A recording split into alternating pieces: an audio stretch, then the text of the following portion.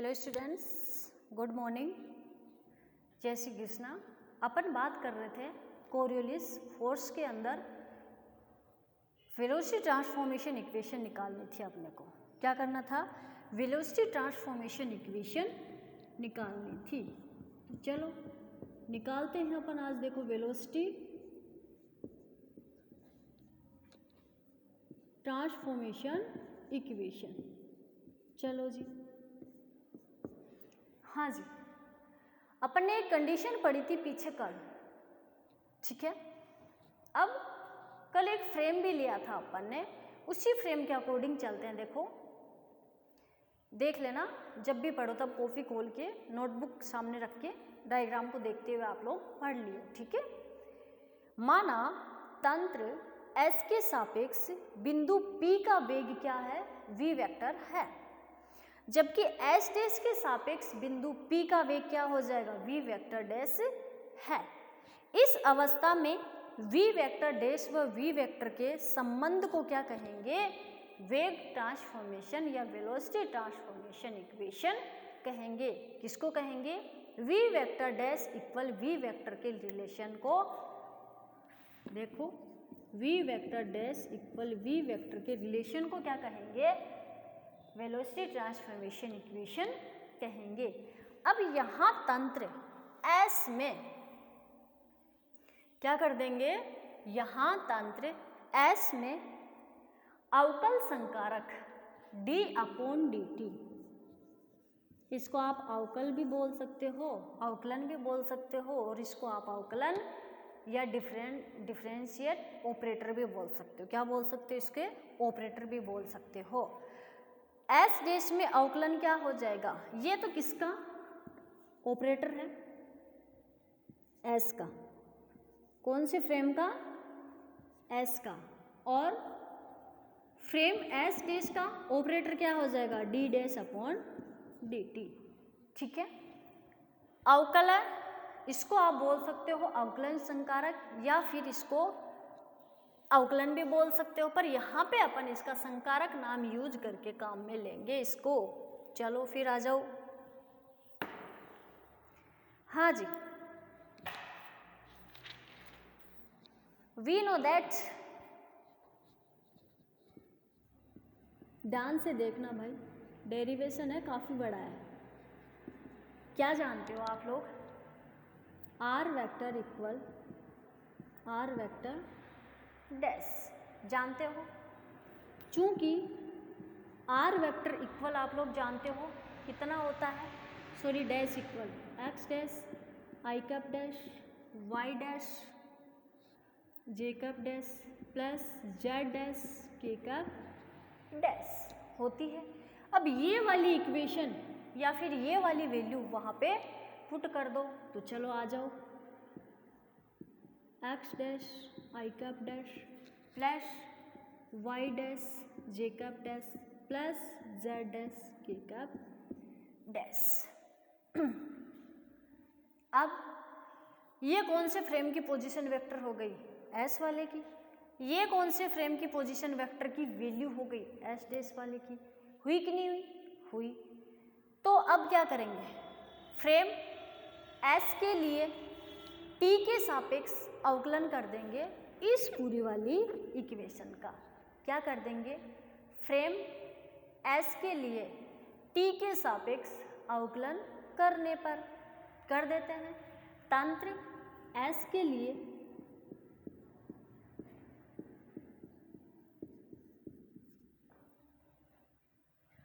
T के सापेक्ष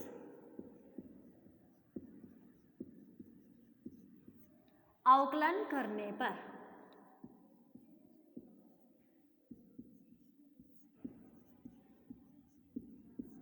आ जाओ जी, कर देते हैं अपन अवकलन। तो D R vector upon D T equal D upon D T X dash I cap dash plus Y dash J cap dash plus Z dash K cap dash. Clear है? अब करते हैं इसका यहाँ I cap dash, J cap dash और K cap dash क्या है, समय के साथ परिवर्तित होंगे, परिवर्तित हो रहे हैं। मुझे पता है आप लोगों के मन में एक शंका होगी कि मैडम आई कैप, जे कैप और के कैप डैश का आप डिफ्रेंशिएट कैसे कर रहे हो, डिफ्रेंशिएशन कैसे कर रहे हो।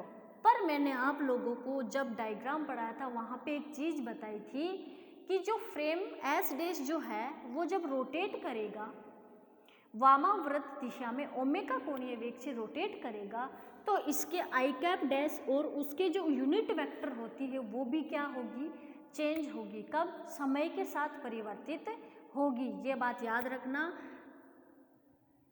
कि ये आई cap dash, J cap dash और K cap dash frame S dash की यूनिट वेक्टर है, तो ये समय के साथ क्या होंगी, परिवर्तित होंगी।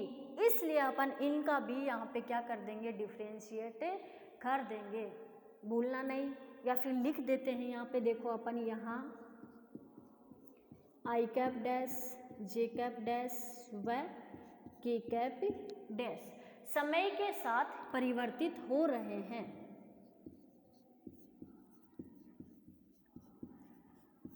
समय के साथ परिवर्तित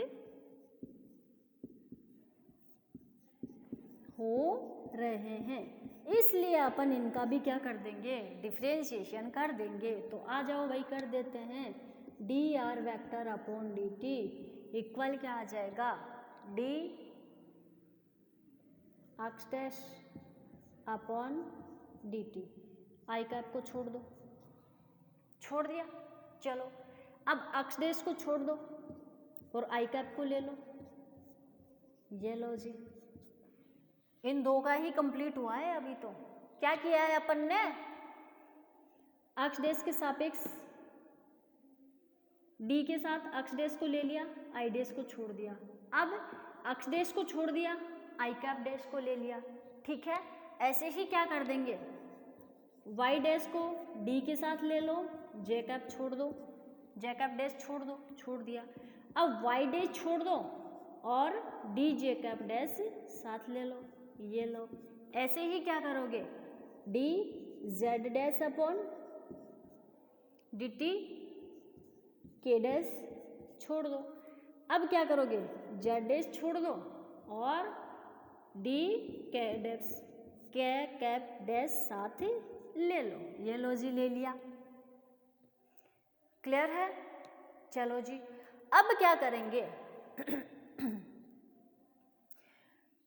एक्स डैश और कहने का मतलब क्या है, आई cap dash, J cap dash और के कैप, मतलब जो एक्सिस होती है उनके सापेक्ष जो डिफरेंशिएट किया है उनको एक साथ ले लो, और जो यूनिट वेक्टर होती है उनके सापेक्ष डिफरेंशिएट किया है उनको क्या कर लो, एक साथ ले लो। तो देखो बात करते हैं, आ जाओ। D R vector upon D T equal क्या बोला, एक्सिस के सापेक्ष जो डिफरेंशिएट किया है उनको एक साथ ले लेते हैं। तो देखते हैं कि यहाँ पे एक्सिस के सापेक्ष अपन ने किस किस का डिफरेंशिएट किया है। तो सबसे पहले इसका किया है ना, तो डी एक्स डैश को उठा के यहाँ पे रख दो, ये लो जी। बाद में किसका किया है, डी वाई डैश, एक्सिस से तो है ये, D Y dash upon D T और ये जे कैप डैश, फिर D Z dash upon D T K cap dash, हो गया, ठीक है। प्लस अब यूनिट वेक्टर का जो डिफरेंशिएशन किया है उनको एक साथ ले लो। तो एक तो ये वाली टर्म है और एक ये वाली टर्म है और एक ये वाली टर्म है। तो आ जाओ, लिख दो, X dash D I cap dash upon D T plus Y dash D J cap dash upon D T plus Z dash D K cap dash upon D T. एलो जी, लिख दिया। चलो इसको इक्वेशन नंबर दे दो 4। Clear है यहाँ पर सबको, ठीक है। कोई दिक्कत हो, किसी को कोई डाउट हो तो पूछ लेना भाई। अब एस डैश तंत्र में कण का वेग क्या है, v वेक्टर डैश है। क्या बोला था स्टार्टिंग में, एस डैश तंत्र में कण का वेग क्या हो जाएगा, v वेक्टर डैश है। ठीक है, अब देखो तो यहाँ पे r वेक्टर डैश की वैल्यू आप लोग जानते हो क्या होती है, x dash i cap dash y dash j cap dash plus z dash k cap dash, यही होती है। अब r वेक्टर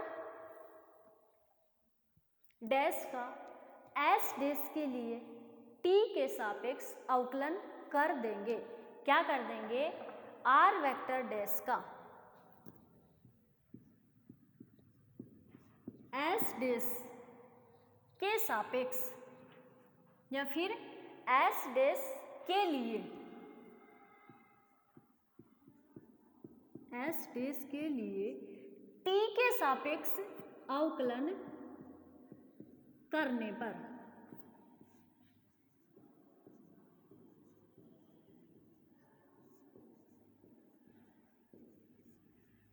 चलो जी, यहाँ पे तो देखो क्या कंडीशन थी अपने पास, ध्यान से देखना।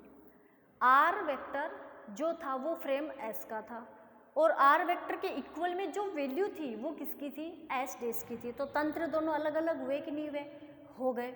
इसलिए अगर जब अपन ने यहाँ पे s के लिए t के सापेक्ष अवकलन किया था तो ये वाली पूरी टर्म आई थी। अब ये कंडीशन का क्या बोल रही है, देखो यहाँ पे ये दोनों ही डैश डैश यानी कि s डैश के हो गए। तो r वेक्टर डैश डैश, ध्यान से सुनना, r वेक्टर डैश का s डैश के लिए t के सापेक्ष अवकलन करने पर, तो जब इसका अवकलन करोगे तो क्या आ जाएगा, dr vector dash dt vector. ठीक है, तो क्या हो जाएगा d, अच्छा जी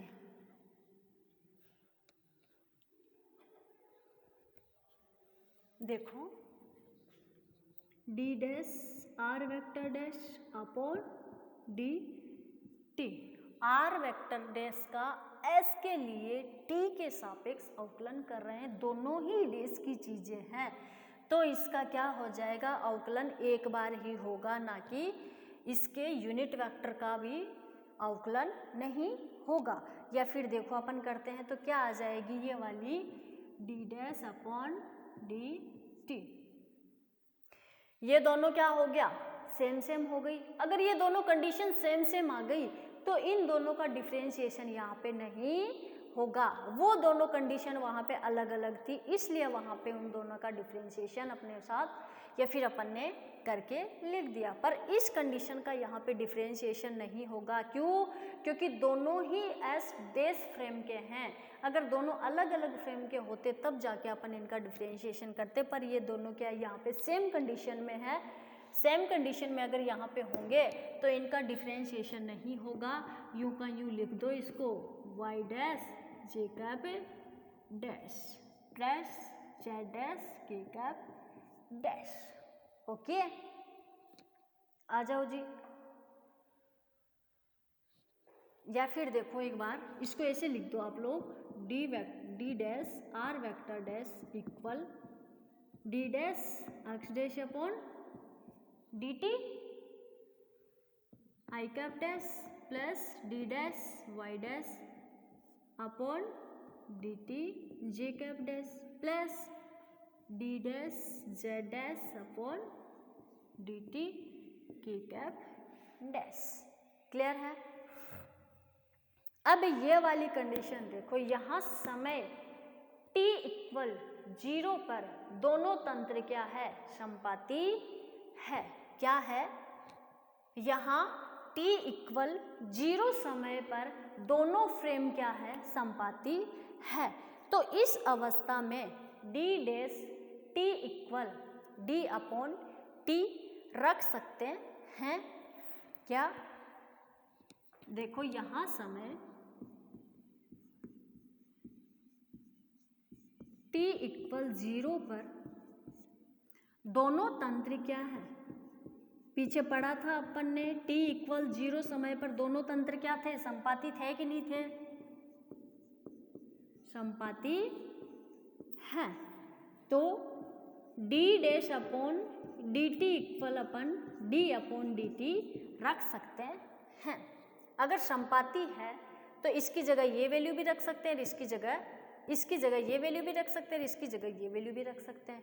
अब अपने पास डैश में आ रही है तो इसकी जगह ये वाली वैल्यू रखेंगे, अगर ये रखेंगे तो अपने पास क्या आ जाएगा, देखो D R vector dash upon D T equal D upon D T X dash I cap dash plus D Y dash upon D T J cap dash plus D Z dash upon D T K cap dash.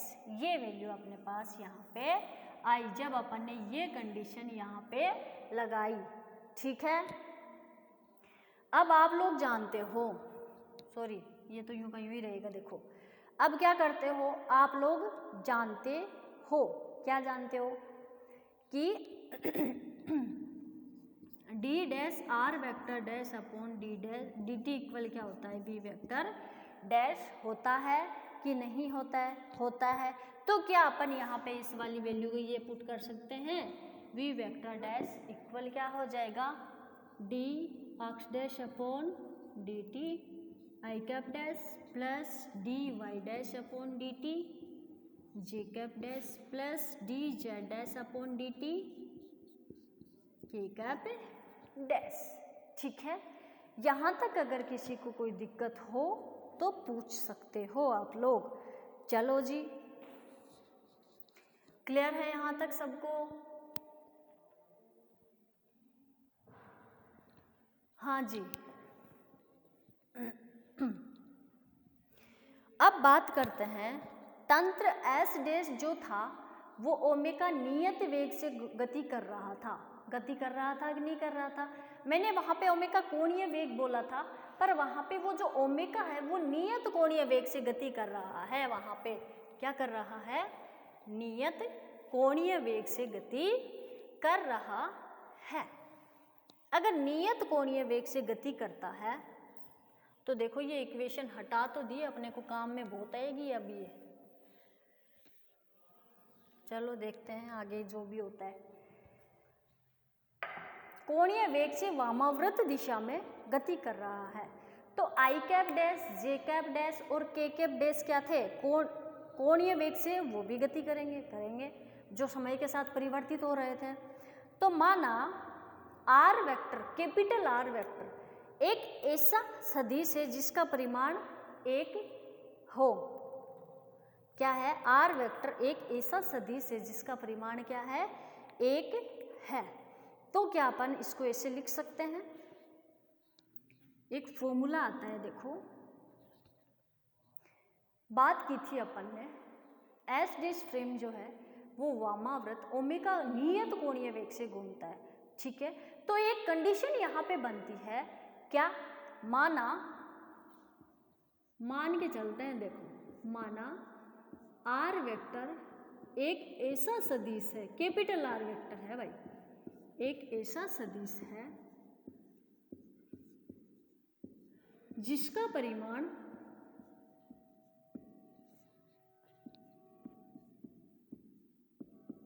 एक है। क्या है, जिसका परिमाण 1 है। तो इसके लिए एक फॉर्मूला होता है, V इक्वल ओमेगा मल्टीप्लाई, और ये क्या है, एक फॉर्मूला है। तो आप लोग जानते हो V equal D R upon D T, जानते हो।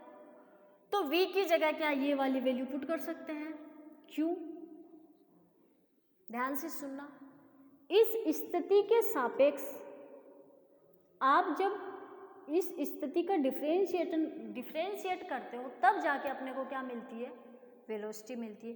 पोजीशन का एक बार डिफरेंशिएशन करने पर वेलोसिटी आती है।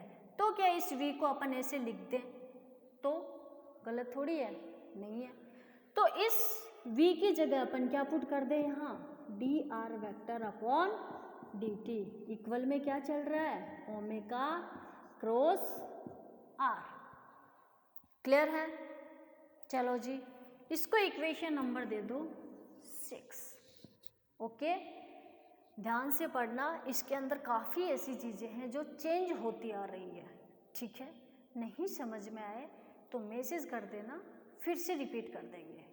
ओके, आ जाओ। अब देखो, यहाँ I dash, J cap dash और के कैप डैश ऐसे सदिश है जिनका परिमाण क्या है, 1 है। अरे जब ये परिवर्तित हो रहे हैं, अगर इनका परिमाण आप लोगे तो 1 आएगा कि नहीं आएगा, आएगा। अर्थात आर वेक्टर को बारी बारी आई cap dash, J cap dash व के कैप डैश से प्रतिस्थापित कर देते हैं। ध्यान से सुनना, या फिर मैं लिख देती हूँ। देखो यहाँ I cap dash, J cap dash व के कैप डैश क्या हो रहा है, ऐसे सदिश हैं। अरे भाई चेंज हो रहे हैं तो इनका परिमाण भी होगा। ऐसे सदिश है जिनका परिमाण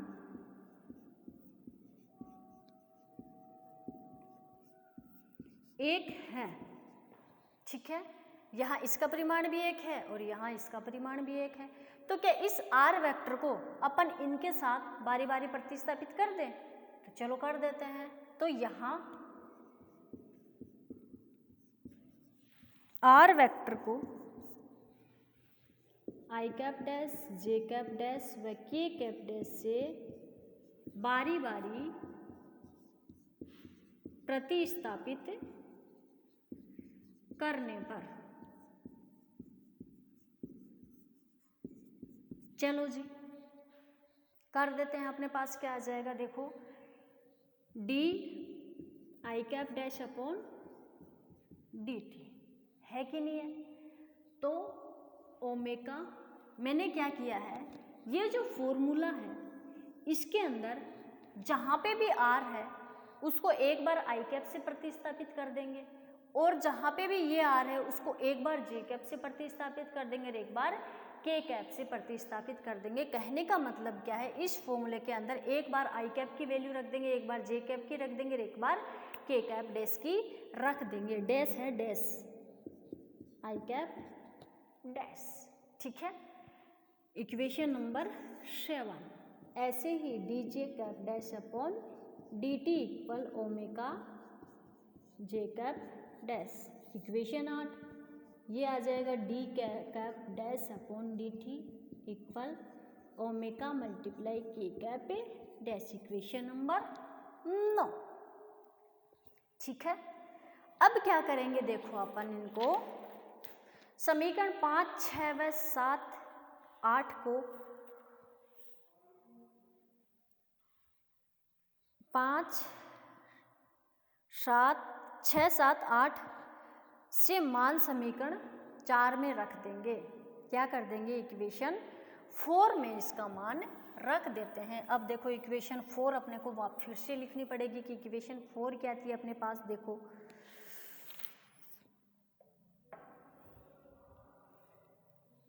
चलो जी, इनको हटा दो यहाँ से एक बार। इक्वेशन 4 क्या थी, D R vector upon D T equal D X dash upon D T I cap dash plus D Y dash upon D T J cap dash plus D Z dash upon D T K cap dash थी। अच्छा जी, ये क्या था, D I cap dash upon D T X dash plus, या फिर इसको ऐसे लिखो, देखो रिप्लेस मत करो, जैसे इक्वेशन बन रही है अपनी, X dash D I cap dash plus upon D T upon J Y dash D J cap dash upon D T plus Z dash D K cap dash upon D T. ये वाली equation थी ना अपने पास। तो चलो इसको क्या लिख दोगे आप लोग, यहाँ पे देखो हाँ जी, D R vector upon D T. इस वाली पूरी इक्वेशन को आपने कहीं पे वी वेक्टर माना था? इस वाली पूरी इक्वेशन को आपने पीछे देख लेना, कहीं वी वेक्टर माना था शायद इक्वेशन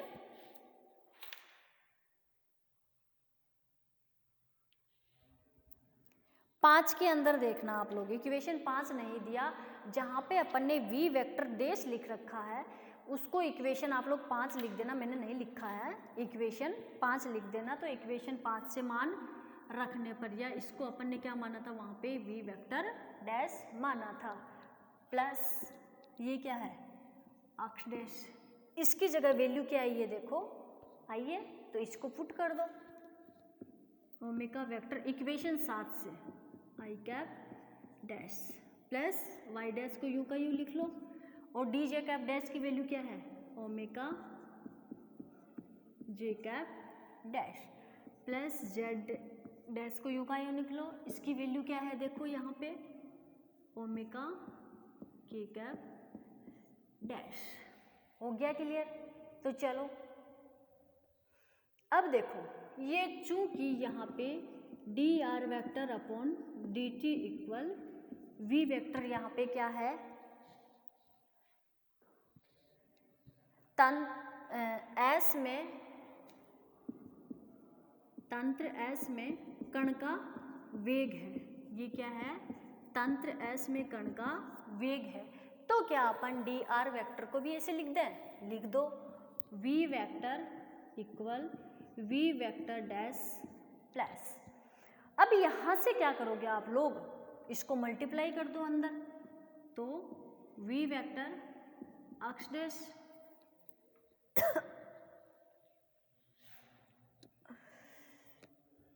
ये जो देखो ओमेगा क्रॉस है, क्या है ये जो यहाँ पे ओमेगा क्रॉस है, इसको आप या तो इससे मल्टीप्लाई कर सकते हो या फिर इससे मल्टीप्लाई कर सकते हो। ये ओमेगा क्रॉस जो है ये इन दोनों राशियों से मल्टीप्लाई नहीं होगा, क्या ये जो ओमेगा वेक्टर है ये यहाँ पे ओनली एक राशि से मल्टीप्लाई होगा, या तो इससे कर सकते हो या फिर इससे कर सकते हो, यहाँ पे ये दोनों राशियों से मल्टीप्लाई नहीं होगा, ध्यान रखना ये बात। तो अपन इसको ऐसे कर देते हैं, ओमेगा वेक्टर इन दोनों को मल्टीप्लाई कर देते हैं और ओमेगा वेक्टर को यूं का यूं रख देते हैं। तो देखो x dash I cap dash, sorry ये जो आई कैप डैश है ना, ये इस अंदर वाली से एक राशि से मल्टीप्लाई हो सकता है, या तो ओमेगा वेक्टर क्रॉस से मल्टीप्लाई कर दो या फिर आई कैप डैश से मल्टीप्लाई कर दो। अब वो आप लोग देखो कि इस एक्स को अपन ने आई कैप डैश से मल्टीप्लाई कर दिया, अब यहाँ पे भी ओमेगा क्रॉस को हटा दो और यहाँ पे इसको इससे मल्टीप्लाई कर दो, वाई कैप वाई डैश और जे कैप डैश, ठीक है। यहाँ पे भी इसको किससे मल्टीप्लाई कर दोगे, जेड डैश को के कैप डैश, ठीक है। अब क्या है omega cross omega cross omega cross, तीनों को क्या कर लो बाहर निकाल लो, तीनों में से एक ओमेगा क्रॉस को बाहर निकाल लो, प्लस ओमेगा क्रॉस क्रॉस साथ रखना, अंदर क्या बचा X dash I cap dash plus Y dash J cap dash plus Z dash K cap dash, और ये किसकी वैल्यू है आर वेक्टर डैश की वैल्यू है, तो पुट कर दो। देखो V vector equal V vector dash plus omega cross,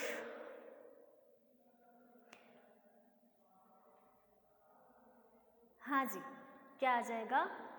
अब ये किसके इक्वल में था आप लोगों को पता है, R vector equal R dash होता है, तो क्या इसकी जगह ये वाली वैल्यू पुट कर सकते हैं, कर सकते हो, ये लो जी, ठीक है। अब क्या हो जाएगा, इस v वेक्टर डैश को इस साइड ले लो, तो ये क्या हो जाएगा v minus omega cross R vector, ठीक है। ये अपने क्या आ गई यहाँ पे इक्वेशन जो है 10 है, इसको क्या बोल दोगे वेलोसिटी ट्रांसफॉर्मेशन इक्वेशन बोल दोगे। इक्वेशन 10 जो है वो घूर्णी तंत्रों में वेग रूपांतरण समीकरण को व्यक्त करता है, माना स्थिर तंत्र के सापेक्ष कण स्थिर है। क्या बोल दिया, अब यहाँ पे जो अपन ने फ्रेम S लिया था वहाँ पे अपन क्या कर देंगे, कण स्थिर है तो ये V इक्वल क्या हो जाएगा, 0 हो जाएगा। कौन से में, S में। S क्या है, स्थिर तंत्र है, तो यहाँ पे कण भी क्या हो जाएगा, स्थिर हो जाएगा। तो स्थिर कण के तंत्र के वेग को अपन ने क्या कर दिया, यहाँ पे 0 कर दिया। तब जाके अपने पास इक्वेशन क्या बन जाएगी, v vector dash equal v minus omega, sorry क्या हो जाएगा, omega cross minus omega cross r vector. ये लो जी, क्लियर है। अगर इस टॉपिक के अंदर किसी को कोई दिक्कत हो तो आप लोग पूछ सकते हो बिना, ठीक है। आज के लिए यहीं तक, नेक्स्ट करेंगे अपन अपनी नेक्स्ट क्लास में। Thank you.